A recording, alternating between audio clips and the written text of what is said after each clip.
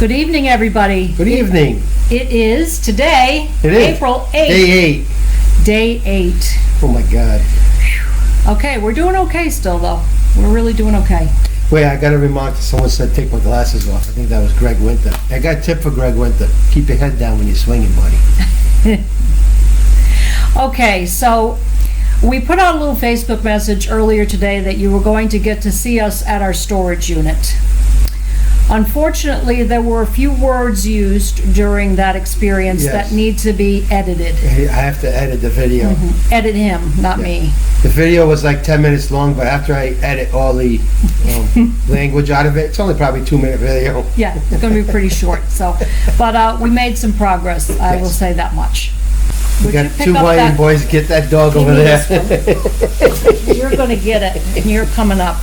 I'm telling you, these two are a piece of work. I'll take this Pip, and you take Pop. Come here, Pop. Pip and Pop, that's what we call them. Pip and Pop. They have to be everywhere with us.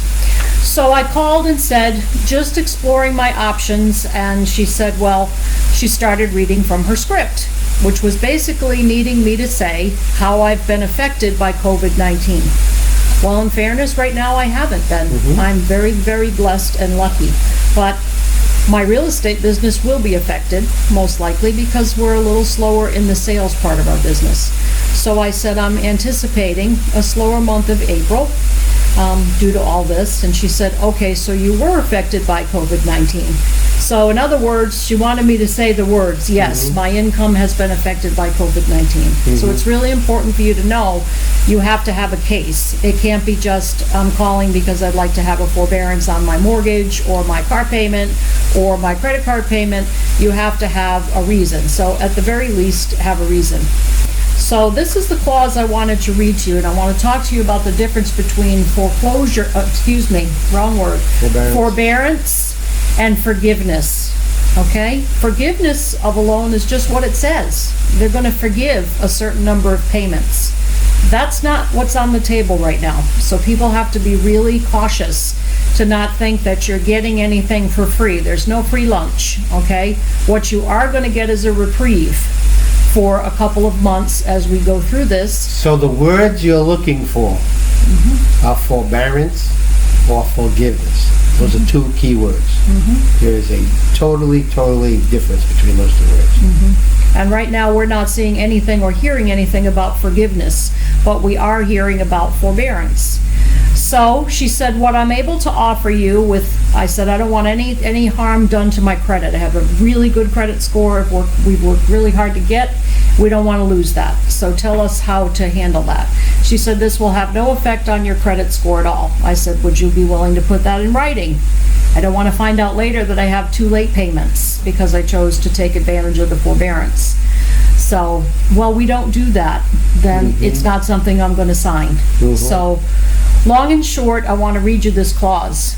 The mortgagee shall defer the following monthly payments of $525-2020 and $625-2020. All sounds good. So the first payment we would actually have to make again would be in July if we chose to accept this. The deferment of this loan by 60 days will extend the due date of the final payment by at least the number of days. So in other words, it's going to get tacked onto the back of the mortgage, which is okay. We can work with that. Interest will continue to accrue on the loan during this deferment. So in other words, the interest is not going away during the time period. It's still accruing on a daily basis. The deferment will result in a greater amount of interest being paid over the life of the loan. Okay, so my bank, Northwest Federal Credit Union, the Realtors Credit Union, did a good job. I mean, basically, if it weren't for the assurance about our credit score, I probably would like that. We could use to have a little extra leftover money over the next couple of months to help other people, family, whatever we might need to do.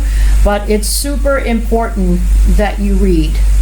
I want to say something else to make it clear. We're not financial advisors. We're not attorneys. We're not lenders. We are real estate professionals Yes. that have seen it all, from 2006 to Well, 2016. and we're just making you aware of different terminologies that are used, Mm-hmm. and if you're not sure, you need to ask the questions. Absolutely. Don't be afraid to ask questions. And we're even seeing the larger lenders like your Chase, Bank of America, Wells Fargo, all of them have a little bit different plan. And a lot of you may be told that if it's backed by Fannie Mae, Freddie Mac, one of those, that everything is going to be fine. It may be. We're just telling you to please Just be check. careful, Ask questions. because we have seen some things that, again, I mean- we can't unsee. So we wish you guys the best. If you have any questions, please feel free to reach out to us. You can private message us on Facebook. We will tell you of the experiences we had, only from our point of view. YouTubers, down in the comments of YouTube. Absolutely. And we will point you to the right people, because again, we are not all of those things. We are real estate We're real estate people. who care about our neighbors. We don't want to list your homes after you have problems. But one thing, very important thing, that's different than last time is I think our government is really being more proactive. We are not dealing with the same circumstances that we did in the crash of 2008. I'm certainly not insinuating this is the crash of 2008 in any way, shape, or form. I'm just saying be prepared. Understand what's happening, ask questions, don't bury your head in the sand. We had a whole lot of that. I can't tell you how many homes we had to go and witness evictions simply because people were too afraid to call someone and ask for help. So don't let Yeah, that be. because they had new products out, you know, we had the reverse mortgages that came out in the, mid 2000s, early 2000s, that a lot of people weren't really educated on those things, and no one asked the questions. And when it comes down to it, you need to find out exactly what you're putting your mark on a piece of paper for. And all we're here to tell you is to beware. Understand what you're signing. If you don't understand, ask the questions. Get the answers you need to make sure that you fully understand what you're signing. And in the words of Jerry Maguire, help us help you. Yes. You guys have a great night. We'll Say be bye back to with folks. some more stories and hopefully things that'll help to educate you about your choices. Yeah. Okay? Have a great night. Take Good night. care. Stay safe.